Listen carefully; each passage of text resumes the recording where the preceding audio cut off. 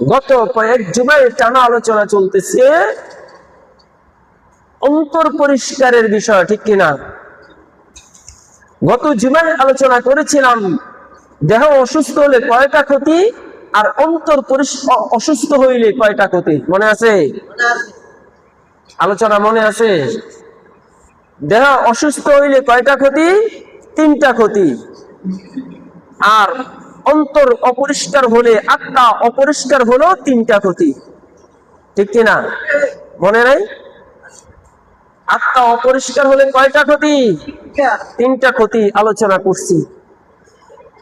এবার আত্মা কয় প্রকার, কয় স্তরে অপরিষ্কার পরিষ্কার হয়?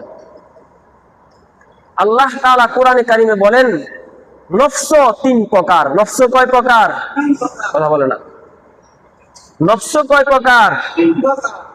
3 প্রকার। আত্মার যখন গুনাহ দ্বারা আবৃত হয়ে যায়, আত্মা যখন গুনাহ থেকে ফিরে আসতে চায়, আত্মা যখন পরিপূর্ণ শুদ্ধ হয়ে যায়, আল্লাহ বলেন আমি আত্মাকে তাই 3 স্তরে লিপিবদ্ধ করে দিয়েছি কোরআনের আয়াতের মাধ্যমে। বললেন সুবহানাল্লাহ। ইন্নান নাফসা লাআম্মারাতুন বিসূ। 1 নাম্বার হচ্ছে আম্মারা, নফসে আম্মারা। নফসে আম্মারা কাকে বলে? আলোচনা মনে রাখতে হবে, কারণ দুনিয়ার জমিনে সবচেয়ে বড় ক্ষতিকর সমস্যাই হচ্ছে মানুষের আত্মার ব্যাধি, আত্মা নষ্ট হয়ে যাওয়া। কি নষ্ট হয়ে যাওয়া? দেহ অসুস্থ হয়ে গেলে মানুষ দুনিয়াতে শান্তি পায় না বসবাস করে। আত্মা অসুস্থ হয়ে গেলে মানুষ শান্তি পাবে না জান্নাতের মধ্যে গিয়ে। কথা কি বুঝাইতে পারছি? দুনিয়ার জমিনে দেহ অসুস্থ হলে কি পায় না মানুষ? শান্তি পায় না। আখিরাতের জমিনে আত্মা অসুস্থ হলেও মানুষ শান্তি পাবে না। যার আত্মা যত বেশি ব্যাধিতে আক্রান্ত হবে, ওই ব্যক্তির আখিরাত তত বেশি কষ্টদায়ক হবে। যার আত্মা যত বেশি ব্যাধিতে আক্রান্ত হবে, গুনাহে আক্রান্ত হবে, নাফরমানিতে আক্রান্ত হবে, সুখুনকুরিতে আক্রান্ত হবে, আল্লাহর বিধানের অমান্য করতে করতে বেশি আক্রান্ত হবে, ওই ব্যক্তির আখিরাত তত বেশি কষ্টদায়ক, যন্ত্রণাদায়ক হবে। তাহলে সামান্য দুনিয়ার জমিনের হায়াত মাত্র 50 বছর, 60 বছর, 70 বছর, 80 বছর। এই 50 বছর, 60 বছর, 70 বছর, 80 বছরের হায়াতের জিন্দেগিতে সামান্য 3.5 হাত বডিতে অসুস্থতা যত গরিব মারাত্মক আকার ধারণ করে, তত বেশি দুনিয়ার জমিনের অস্থিরতা শুরু হয়ে যায়, ঠিক কিনা? বাস্তব না বাস্তব? এটা এই সামান্য কয়েকটা বছরের জন্য। আর যেই দুনিয়ার শুরু আছে কি নাই, শেষ নাই। দুনিয়া আখিরাতের কি আছে? শুরু আছে, কিন্তু কি নাই? শেষ নাই। আমি একটা কথা সব সময় বলি, আল্লাহ শুরুও নাই, শেষও নাই। আল্লাহ শুরুও নাই, শেষও নাই। বান্দার শুরু আছে, শেষ নাই। বান্দার শুরু আছে কি নাই? শেষ নাই। কত হাজার লক্ষ কোটি কোটি বছর তোমার জিন্দেগি তুমি অতিক্রম করবা, তুমি নিজেও জানো। আদম আলাইহিস সালাম সালাতু ওয়াস সালামের পিঠ থেকে সেই রূহের জগতে, রূহের জগৎ থেকে পিতার মস্তিষ্কে, পিতার মস্তিষ্ক থেকে মায়ের পেটে, মায়ের পেট থেকে দুনিয়ার জমিনে, দুনিয়ার জমিন থেকে কবরের ঘরের মধ্যে, কবরের ঘর থেকে হাসরের ময়দানে, হাসরের ময়দানের মধ্যে থেকে নিজের কর্ম অনুযায়ী জান্নাত অথবা জাহান্নাম। আমি আপনাকে আমাকে সাধারণ মনে করি। কি মনে করি? কথা বলে না। সাধারণ মনে করি। দুনিয়ার জমিনের মধ্যে সবকিছুর শেষ আছে, শুরু আছে।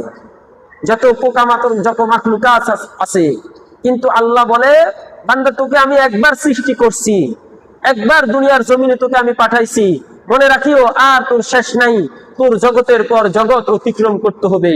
তাহলে তোর জিন্দেগিতে তুই সাধারণ মনে করিস না। অন্তত পক্ষে অসুস্থ শরীর নিয়ে যদি আমার সামনে আসিস, আমি আল্লাহ তোর বিচার করব না। কিন্তু যদি তুই অসুস্থ অন্তর নিয়ে আমার সামনে আসিস, তাহলে তোর মাপ থাকবে না। কথা কি বুঝাইতে পারছি?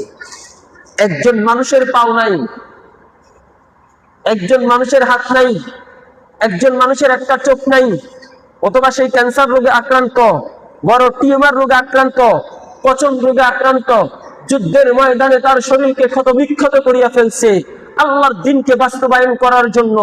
আল্লাহ বলে এই সমস্ত জিনিস আমার কোনো সমস্যা নয়, বরং এই সমস্ত ব্যাধিতে আক্রান্ত হয়ে যেই ব্যক্তি আমি আল্লাহর উপর শপথ করে ধৈর্য ধারণ করতে পারবে, আমি আল্লাহ তাআলা তাকে এই সমস্ত রোগের কারণে উল্টা জান্নাতের সুসংবাদ দিয়ে দিব। আল্লাহ সুবহানাল্লাহ। তাহলে দেহ অসুস্থ হলে আল্লাহর কাছে যদি ধৈর্য ধারণ করে আল্লাহর শুকরিয়া আদায় করতে পারে, এটার বিনিময়ে আল্লাহ কি দেয়? কথা বল না, পুরস্কার দেয়, জান্নাত দেয়। কি অসুস্থ হলে? দেহ 3.5 হাত বডিতে যদি আপনি ইসলাম প্রতিষ্ঠা করার জন্য কোন ছুরির আঘাত লাগাইতে পারেন, বুলেটের আঘাত লাগাইতে পারেন, নিজের জীবন দিতে পারেন, আল্লাহ বলে বান্দা আমি তোমাদের জন্য সুসংবাদ দিয়ে দিছি। কোথায় কোথায়? কুরআনের মধ্যে আল্লাহ বলতেছে, আল্লাহ বলে সাহাবায়ে কেরাম যারা ইসলাম প্রতিষ্ঠার জন্য দুনিয়ার জমিনে যে সমস্ত মানুষগুলো ইসলাম প্রতিষ্ঠার জন্য নিজের জীবনকে বিলীন করে দিবে, আল্লাহর হুকুমকে বাস্তবায়ন করার জন্য সমাজের মধ্যে, রাষ্ট্রের মধ্যে লড়াই করে যাবে, এই লড়াই করতে করতে, সমাজের মধ্যে লড়াই করতে করতে আঘাতপ্রাপ্ত হয়ে আসবে, মৃত্যুবরণ করবে, শহীদ হয়ে যাবে। শোনো শোনো ও মানুষগুলো, তোমরা ওই সমস্ত মানুষকে মৃত বলিও না, বরং আমি আল্লাহ তাআলা তাদেরকে জান্নাতের পাখি বানায় দিলাম। বলুন সুবহানাল্লাহ। পাখি মানে বোঝেন? বুঝেন না? বুঝলে এটা নিয়ে গবেষণা করতে। পাখির কোন সীমানা আছে? কথা বলে না। আজকে কথাটা বোঝেন, এরপর ওই আলোচনায় হইতেছি। পাখির কোন রাষ্ট্রের সীমানা আছে? পাখির কোন পরিধি আছে? পাখির কোন রাষ্ট্র আছে? বাংলাদেশ, ভারত, পাকিস্তান, মায়ানমার, ভুটান, নেপাল, ইউরোপ, আমেরিকার কোন সীমানা আছে? বরং পাখির মধ্যে মানুষ মেশিন লাগায় দেয়, এই পাখি পৃথিবীর কত জমি, কত এরিয়া পর্যন্ত অতিক্রম করে সেটা পরীক্ষা করার জন্য, ঠিক কিনা? তার পাসপোর্ট লাগে না, তার ভিসা লাগে না, বর্ডার পার হইতে তার কারো কাছে জবাবদিহিতা লাগে না। জান্নাতের পাখি মানে কি? এদের জন্য কোন জান্নাতের কোন দরজা বন্ধ থাকে না। এরা যখন যে জান্নাতে যাওয়া দরকার, যখন আল্লাহর সামনে যাওয়া দরকার, সাথে সাথে তার ডানা বাড়ি দিয়ে আল্লাহর সামনে পর্যন্ত উপস্থিত হয়ে যাবে। সুবহানাল্লাহ। তুমি মনে করতেছো জান্নাতের পাখি মানে কি? শহীদরা জান্নাতে পাখি হয়ে থাকবে। কি হয়ে থাকবে? শহীদদেরকে আল্লাহ তাআলা জান্নাতের ডানা দান করবেন। জান্নাতের ডানা মানে কি? তোমার আমার জান্নাতের পরিধি আছে, তোমার আমার জান্নাতের এরিয়া আছে, তোমার আমার জান্নাতের বর্ডার থাকবে। কিন্তু আল্লাহ বলে যে সমস্ত মানুষগুলো আমি আল্লাহর জন্য দুনিয়ার জমিনে নিজের জীবন দিবে, যে সমস্ত মানুষগুলো আমি আল্লাহর দ্বীনকে বাস্তবায়ন করার জন্য শহীদ হবে, যে সমস্ত মানুষগুলো দুনিয়ার জমিনে আমার ধর্মকে বাস্তবায়ন করার জন্য, নবীজির আদর্শকে বাস্তবায়ন করার জন্য নিজের শরীর থেকে রক্ত ঝরাবে, আমি আল্লাহ তাআলা তাদের জন্য সকল জান্নাতের দরজা উন্মুক্ত করিয়া দিলাম। বললাম সুবহানাল্লাহ। সকল জান্নাতের অবস্থান থেকে আমি আল্লাহ তাআলা তাদের জন্য বর্ডার উড়াইয়া নিলাম। বললাম সুবহানাল্লাহ। জান্নাত কয়টা? 7 দোজখ 8 বিএস, 7 দোজখ 8টা বিএস, অর্থাৎ 8টা জান্নাত। 8টা জান্নাতের কোন জান্নাতে তাদের জন্য কোনো বর্ডার থাকবে? এটাই হচ্ছে জান্নাতের পাখির উদাহরণ। যেমনি ভাবে দুনিয়ার জমিনে কোনো পাখিদের জন্য রাষ্ট্রের কোনো বর্ডার থাকে না, শহীদদের জন্য জান্নাতের মধ্যে জান্নাতের পাখি হিসাবে তাদেরকে ঘোষণা দেওয়ার কারণে তাদের জন্য কোনো বর্ডার থাকবে না। কথা কি বুঝাইতে পারছি? তাহলে আপনি আমি যারা আমরা নিজেদের জীবনকে আল্লাহর রাস্তায় দিয়ে দিব, আত্মাকে পরিশুদ্ধ করে, দেহ অসুস্থ হলে আল্লাহ তাদের জন্য পুরস্কার ঘোষণা করছেন, আর আত্মা অসুস্থ হলে আল্লাহ তাআলা তাদের জন্য জাহান্নাম ঘোষণা দিচ্ছেন। বলুন না নাউজুবিল্লাহ। তাহলে আমরা বুঝতে পারলাম দুনিয়ার জমিনের 3.5 হাত এই বডি যদি অসুস্থ থাকে, তাহলে এই অসুস্থ বডি নিয়ে আপনি আমি যদি আল্লাহর সামনে যাই, ধৈর্য ধারণ করে দুনিয়ার জমিনে যদি সহ্য করে আল্লাহর উপরে ইস্তেকামত থেকে মৃত্যুবরণ করতে পারি, আল্লাহ বলেন এই দেহ অসুস্থতার কারণে আমি আল্লাহ তাআলা তাকে জান্নাতের কি দিলাম? কথা বলে না, সুসংবাদ দিলাম। কারণ সে ক্ষণস্থায়ী দুনিয়ার এই আমার অসুস্থতাকে সে সহ্য করে নিয়েছে, আমি আল্লাহর উপরে সবরে জামিল ইখতিয়ার করেছি। আল্লাহ বলে ইন্নাল্লাহা মা'আস সাবিরিন। আল্লাহ তাআলা দুনিয়ার জমিনের মধ্যে যে সমস্ত ব্যক্তিগুলো ধৈর্য ধারণ করবে, আল্লাহ বলে আমি ওই সমস্ত ধৈর্যশীল মানুষের সাথে থাকবো। বলেন সুবহানাল্লাহ। অসুস্থতার নিয়ামত পেয়ে তুমি যদি ধৈর্য ধারণ করো, তোমার শরীরে প্রচন্ড রোগ ধরেছে, তুমি যদি ধৈর্য ধারণ করো, তোমার শরীরে ক্যান্সার আক্রান্ত করেছে, তুমি যদি ধৈর্য ধারণ করো, অথবা কোনো মরণ ব্যাধি তোমার শরীরের মধ্যে আক্রমণ করেছে, এই 3.5 রাত বডির মধ্যে তুমি যদি ধৈর্য ধারণ করে আল্লাহর উপরে ইস্তেকামত থাকতে পারো, আল্লাহ বলে আমি ওই বান্দার জন্য জান্নাতের সুসংবাদ দিব। না সুবহানাল্লাহ। পক্ষান্তরে আল্লাহ বলে বান্দা তুমি যদি অন্তরকে এইরকম কোন ব্যাধিতে আক্রান্ত করে আমার সামনে আসো, তাহলে মনে রাখিও আমি ওই অন্তরের জন্য জাহান্নামের সুসংবাদ দিই। বলনা নাউযুবিল্লাহ। ইন্নান নাফসা লাআম্মারাতুন বিসু। বলতেছিলাম নফসের কয় স্তর? কথা বলে না। 3 স্তর মনে রাখতে হবে। নফসের কয় স্তর? 3 স্তর। সামনের জুমা থেকে হঠাৎ করে জিজ্ঞেস করব, হঠাৎ করে যে কোনো একজনকে জিজ্ঞেস করবো। এই যে এই সমস্ত জিনিসগুলো মনে না রাখার কারণে আমল নাই। হুজুর জুমার সময় আলোচনা করে শুনতেছি আবার চলে যাইতেছি, বা শেষ, এরকম যেন না হয়। জুমার আলোচনাতে এমন হওয়া দরকার যে এটার মধ্যে শিক্ষণীয় বিষয় থাকবে, তদনুযায়ী নিজের জিন্দেগি গঠন করার জন্য প্রস্তুত নিবে, ঠিক কিনা? তাহলে আত্মার স্তর কয়টা? 3টা। একটা হচ্ছে নফসে আম্মারা। কি? নফসে আম্মারা, যেই নফস মানুষকে গুনার দিকে ধাবিত করে। এই নফসকে, এই আত্মাকে নফসে আম্মারা বলা হয়। কি বলা হয়? গুনার দিকে ধাবিত করে। আপনার অন্তরের মধ্যে গুনাহ করতে মন চায়, আপনার অন্তরের মধ্যে সুদ খাইতে মন চায়, আপনার অন্তরের মধ্যে মানুষকে গালি দিতে মন চায়, আপনার অন্তরটা সবসময় মানুষের উপর জুলুম করতে মন চায়, আপনার অন্তরের মধ্যে সবসময় নামাজ ছাড়িয়ে দিতে মন চায়, আপনার অন্তরে সবসময় গাঁজা, ইয়াবা, এই সমস্ত যত অশালীন কাজ আছে, এই সমস্ত কাজগুলো সবসময় করতে মন চায়, তাহলে ওই নফসকে বলা হয় নফসে আম্মারা। কি? নফসে আম্মারা। এই নফসের জন্য আল্লাহ তাআলা জাহান্নামের সুসংবাদ দিয়েছে। এই নফস আল্লাহর রহম ছাড়া, আল্লাহর রহমত ছাড়া কখনোই ফিরে আসে না। ইন্নান নাফসা লাআম্মারাতুন বিসু। তবে হ্যাঁ, আল্লাহ যদি এই নফসের উপরে মানুষের উপর যদি রহম করে, দয়া করে, তখন হয়তোবা এই নফস, এই কলব, এই আত্মা এই সমস্ত নিকৃষ্ট ব্যাধি থেকে ফিরিয়ে আসতে পারে। কথা কি বুঝাইতে পারছি? তাহলে যখন আপনার অন্তরে কোনো গুনাহ করতে মন চাইবে, যখন গুনার কাজ করতে আপনার কাছে ভালো লাগবে, খারাপ কাজ করতে আপনার কাছে ভালো লাগবে, নামাজ ছাড়িয়ে দিতে, রোজা ছাড়িয়ে দিতে, যাকাত ছাড়িয়ে দিতে, সুদ ঘুষ এই সমস্ত জিনিসগুলো ছাড়িয়ে দিতে মন না চাইবে, বরং এই সমস্ত জিনিসের দিকে যখন কোনো পর্দাশিনী মা পর্দা করতে ভালো লাগবে না, কোনো পর্দাশিনী মা তার আওয়াজকে নিচু করতে ভালো লাগবে না, পর্দাশিনী মা গালি গালাজ করতে ভালো লাগবে, খারাপ কাজে নিজেকে নিয়োজিত রাখবে, নারীদের সিস্টেমে নারীদের খারাপ কাজগুলোর মধ্যে সে সবসময় আবদ্ধ থাকবে, বুঝতে হবে তখন ওই ব্যক্তির আত্মা, ওই ব্যক্তির নফস, ওই ব্যক্তির কলব নফসে আম্মারায় পরিণত হয়েছে, অর্থাৎ যেই নফস মানুষকে জাহান্নামমুখী করে দেয়। নাউযুবিল্লাহ। এই নফসকে কি বলে? নফসে আম্মারা। এরপরে হচ্ছে নফসে লাওয়ামা। কি নফস? কথা বলে না। নফসে লাওয়ামা। আল্লাহ তাআলা এই নফসের উপরে কসম খাইছেন, ওয়ালা উবাররিউ নাফসি। আল্লাহ তাআলা নফসে লাওয়ামার উপরে কি খাইছেন? কসম খেয়ে বলতেছেন। আল্লাহ বলেন ওই নফসের কসম, যেই নফস মানুষকে গুনাহ থেকে ফিরাইয়া নিয়ে আসে। কি করে? বলনা সুবহানাল্লাহ। কি থেকে ফিরে আনে? গুনাহ থেকে ফিরে আনে।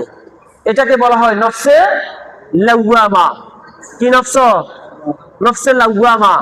এই নফস, এই কলব, এই আত্মা মানুষকে গুনার কাছ থেকে ফিরে আনে।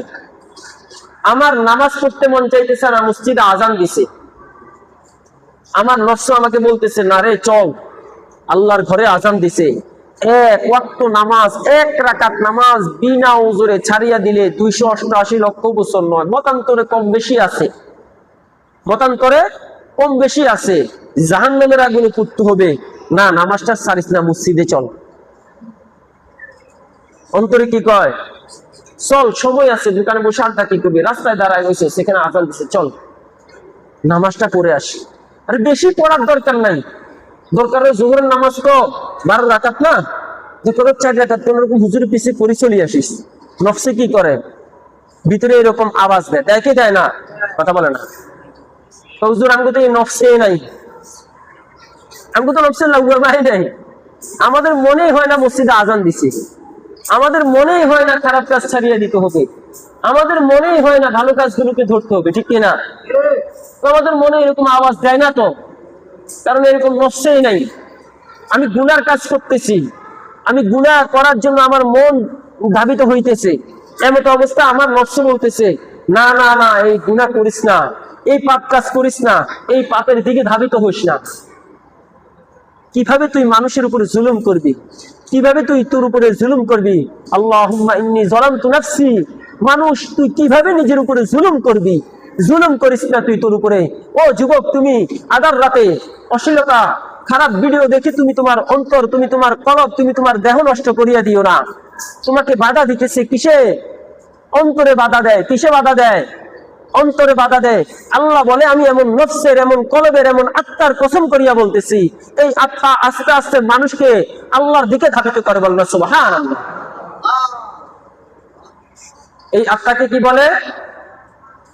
নফসে লাওয়ামা। সবচাইতে এরপরে উত্তম নফস হলো, উত্তম কলব হলো নফসে মুতমাইন্না। ইয়া আইয়াতুহান নাফসুল মুতমাইন্না ইরজিই ইলা রাব্বিকি রাদিয়াতাম মারদিয়া ফাদখুলি ফি ইবাদি ওয়াদখুলি জান্নাতি। আল্লাহু আকবার। আল্লাহ বলে, বান্দা আমি কাল কঠিন কিয়ামতের ময়দানের দিন নফসে মুতমাইন্না ওয়ালাদেরকে ডাক দিব এই নফসের নাম ধরিয়া ধরিয়া। ইয়া আইয়াতুহান নাফসুল মুতমাইন্না, ও ওই সমস্ত নফসগুলো, ওই সমস্ত আত্মাগুলো, ওই সমস্ত আত্মার অধিকারী মানুষগুলো, ও নফসে মুতমাইন্নার অধিকারী মানুষগুলো, তোমরা কোথায়? তোমরা কোথায়? আসো আসো। হাজার হাজার লক্ষ লক্ষ কোটি কোটি মানুষের ভিড় থেকে তোমরা বের হয়ে তোমরা আমি আল্লাহর সামনে চলে আসো। বলেন সুবহানাল্লাহ। ইয়া আইয়াতুহান নাফসুল মুতমাইন্না, হে নফসে মুতমাইন্নার অধিকারীরা, তোমাদের আজকে কোনো হিসাব নাই, তোমাদের আজকে কোনো জবাব নাই, তোমাদের আজকে কোনো কথা চলবে না। আজকে আমি আল্লাহ বলবো, তোমরা শুধু চুপ করে শুনিয়া থাকবা। আসো আসো আসো, তোমাদের জন্য ইরজিই ইলা রাব্বিকি রাদিয়াতাম মারদিয়া, বরং তোমরা সুসংবাদের সাথে তোমাদের রবের দিকে ফিরে। বলো না সুবহানাল্লাহ। সংবাদ গ্রহণ করো ওই সমস্ত নফসে মুতমাইন্নার লোকেরা যারা নিজের কলবটাকে দুনিয়ার জমিনে আমি আল্লাহর জন্য জ্বালায়া পুরাইয়া কওলা করে ফেলছে, যারা রাতের আধারে না ঘুমাইয়া তাহাজ্জুদের সময় জাগ্রত হয়ে সেজদায় অবনত হয়ে নিজের এই পরিশুদ্ধ এই কলবটাকে, গুনাহগারের আত্মাটাকে পরিষ্কার করার জন্য সেজদায় পড়ে আমি আল্লাহর জন্য আল্লাহর কুদরতি পায়ের মধ্যে চোখের অশ্রু পালাইছ, ওই সমস্ত মানুষগুলো কোথায়? ওই সমস্ত নফসে মুতমাইন্নার অধিকারী ব্যক্তিগুলো কোথায়? তোমরা আসো, ইরজিয়ে, তোমরা ফিরো ইলা রাব্বিকি, তোমাদের প্রভুর দিকে, রাদিয়াতাম মারদিয়া, আল্লাহর সন্তুষ্ট এবং সুসংবাদের সাথে। বলনা সুবহানাল্লাহ। হায় ওই সমস্ত জাহান্নামী আত্মাগুলো তখন আফসোস করতে থাকবে। হাজার হাজার মানুষের ভিড় থেকে ওই নফসে মুতমাইন্নার অধিকারী মানুষগুলো বের হয়ে সোজা তাদের রব্বে কারীমের সামনে উপস্থিত হয়ে যাবে। সুবহানাল্লাহ। আল্লাহ সেদিন এই নাম ধরে ডাকবেন, ইয়া আইয়াতুহান নাফসুল মুতমাইন্না। আল্লাহ জান্নাতের মধ্যে তার সিংহাসন, সেই হাসরের ময়দানে সিংহাসনে বসে আল্লাহ ডাক দিবে, ইয়া আইয়াতুহান নাফসুল মুতমাইন্না, হে মুতমাইন্নার অধিকারী নফসগুলো, তোমরা আসো, ইরজি ইলা রাব্বিকি রাদিয়াতাম মারদিয়া ফাদখুলি ফি ইবাদি ওয়াদখুলি জান্নাতি, তোমরা ওই নেককার বান্দাদের কাতারে শামিল হয়ে যাও, তোমরা ওই জান্নাতে প্রবেশ করিয়া ফেলো। বলনা সুবহানাল্লাহ। তাহলে আত্মা কয় প্রকার? 3 প্রকার। আত্মা কয় প্রকার? এদিকের মানুষের দরকার নাই, সবাই ব্যস্ত। আত্মা কয় প্রকার? 3 প্রকার। একটা হচ্ছে আম্মারা, 2 নম্বর হচ্ছে লাওয়ামা, তিন নম্বর হচ্ছে কি মুতমাইন্না, এক নম্বর কি আম্মারা, যে নফস মানুষকে গুনার দিকে ধাবিত করে।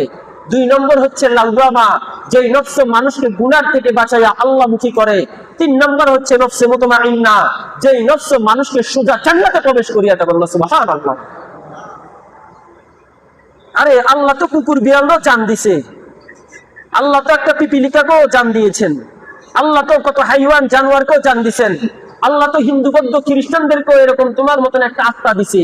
কিন্তু তোমার মধ্যে আর তাদের মধ্যে যদি পার্থক্য না থাকে, তাহলে তুমি বালহুম আদল, চতুষ্পদ জন্তুর চাইতে নিকৃষ্ট। তোমার জন্য আল্লাহ তাআলা রেখে দিয়েছেন ফি দারকিল আসফালিন, জাহান্নামের কঠিন গর্ত। তাহলে এই তিন প্রকার আত্মা, এই কলব পরিষ্কার করার মাধ্যম কি? আল্লাহ রাসূল সাল্লাল্লাহু আলাইহি ওয়াসাল্লাম হাদিস শরীফের মধ্যে বলেন, আল্লাহ রাসূল সাল্লাল্লাহু আলাইহি ওয়াসাল্লাম হাদিস শরীফের মধ্যে বলেন, লিকুল্লি শাইইন সিকালাতুন ওয়া সিকালাতুল কুলুবি যিকরুল্লাহ। দুনিয়ার জমিনে আত্মাকে পরিশুদ্ধ করার সবচেয়ে উত্তম মাধ্যম হচ্ছে একটা। কয়টা? হাজার মাধ্যম মানুষ আপনাকে বাতাবে, যার কাছে যেই মাধ্যম ভালো লাগে সেই মাধ্যমের কথাই বলবে, কিন্তু সবচেয়ে উত্তম মাধ্যম হচ্ছে একটা, সেটা হচ্ছে জিকির। বলনা সুবহানাল্লাহ। জিকিরের বিভিন্ন ব্যাখ্যা আছে, জিকির বিভিন্ন সাইডের আছে, জিকির বিভিন্ন পন্থার আছে। কোরআন তেলাওয়াত জিকির, নামাজ পড়াও জিকির, রোজা রাখা জিকির, ভালো কাজ করা জিকির, আল্লাহর রাস্তায় সবসময় নিজেকে ব্যস্ত রাখা জিকির, এগুলোও জিকির। কিন্তু মানুষের আত্মা পরিষ্কার হওয়ার জন্য সবচাইতে উত্তম মাধ্যম হচ্ছে যেই জিকির আমরা আল্লাহর নাম নিয়ে করে থাকি, সেই জিকির গুলোর মাধ্যমে আল্লাহ আত্মাকে পরিশুদ্ধ করে। আল্লাহ সুবহানাল্লাহ। সেই জিকির গুলো কি? সুবহানাল্লাহ। প্রত্যেক নামাজের পরে আল্লাহ সাল্লাল্লাহু আলাইহি ওয়াসাল্লাম বলেন 33 বার আলহামদুলিল্লাহ। কয়বার? 33 বার। আল্লাহু আকবার 33 বার, 34 বার। কতবার? 34 বার। এই জিকির প্রত্যেকটা নামাজের পরে পরে করা। আল্লাহর খাস বান্দারা বলেন আল্লাহর নৈকট্য হাসিল করার জন্য আরো কিছু উত্তম জিকির আছে। লা ইলাহা ইল্লাল্লাহ, লা ইলাহা ইল্লাল্লাহ। আমার অন্তরে কেউ নেই, কেউ নেই, কেউ নেই, কেউ নেই, একমাত্র আল্লাহই আছে আমার অন্তরে। এই জিকির গুলো করা। বর্তমানে জিকির বন্ধ হয়ে গেছে। জিকিরের দলিল, জিকিরের হাদিস কি এখন নামাজের উপর ছাইরা দিছে। নামাজও পড়ে না, জিকিরও হয়। জিকিরের দলিল, জিকিরের হাদিসকে এখন কোরআন তেলাওয়াতের উপর ছাইরা দিছে। কোরআন তেলাওয়াতও চলে না, অন্তর আর পরিষ্কার হয় না। বাস্তব না বাস্তব? জিকিরের হাদিস, জিকিরের দলিলকে এখন মানুষ নিয়ে নিছে রোজার উপরে। রোজা বছরে একবার আসে, তাও ঠিকভাবে রাখে না, রোজার ফরজিয়ত আদায় করে না, ওয়াজিবাত আদায় করে না, সুন্নত আদায় করে না, রোজাও তাকে গুনাহ থেকে ফিরে আনে। এই কারণে জিহ্বাকে তরু তাজা রাখার জন্য, জিহ্বা সবসময় ঠিক রাখার জন্য, এই জিহ্বার আঘাতে অন্তরকে পরিষ্কার করার জন্য আল্লাহর খাস বান্দারা বলেন সকাল সন্ধ্যা তোমরা জিকির করবা, আল্লাহর জিকির করবা, আল্লাহর নামের তাসবিহাত আদায় করবা। আল্লাহ রাসূল বলেন প্রত্যেক নামাজের পরে সুবহানাল্লাহ, আলহামদুলিল্লাহ, আল্লাহু আকবারের জিকির করবা।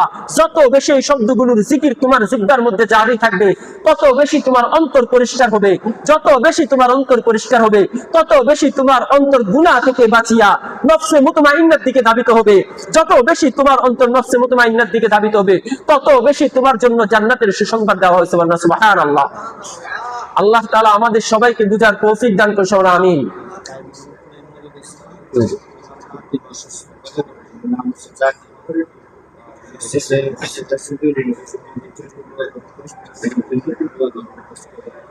তাহলে আমরা বুঝতে পারলাম দুনিয়ার জমিনে আত্মা পরিশুদ্ধ করার মাধ্যম হচ্ছে জিকির। কি?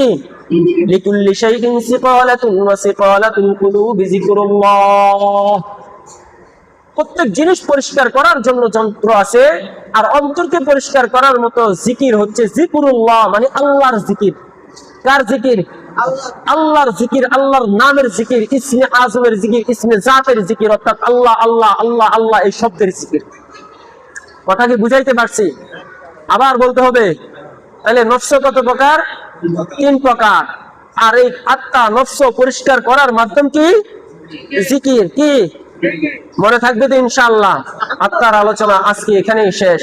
এরপরে যদি কোনো নাফরমান, কোনো যুবক, কোনো বৃদ্ধ মানুষ ব্যাধিওয়ালা আত্মা নিয়ে আল্লাহর সামনে দাঁড়া হন, আমি ইমামকে আপনি দায় করতে পারবেন না যে আমাদের ইমাম তো আমাদেরকে বুঝায় নাই।